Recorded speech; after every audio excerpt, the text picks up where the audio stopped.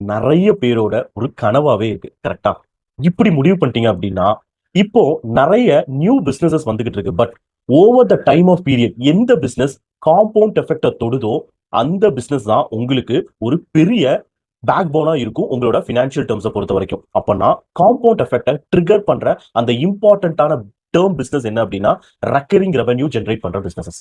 எந்த business recurring revenue generate பண்ணுமோ அந்த business over the period of time உங்களுக்கு ஒரு பெரிய பினான்சியல் பேக் போனா இருக்கும். எக்ஸாம்பிள், நீங்க ஒரு பெட் சப்ளைஸ் நீங்க பிசினஸ் பண்றீங்க அப்படின்னா, இப்போ அவங்க எவ்ரி மந்த் உங்ககிட்ட அந்த பெட் சப்ளைஸை வாங்கி தான் ஆகணும். அப்போ அது ரெக்கரிங் பிசினஸ்.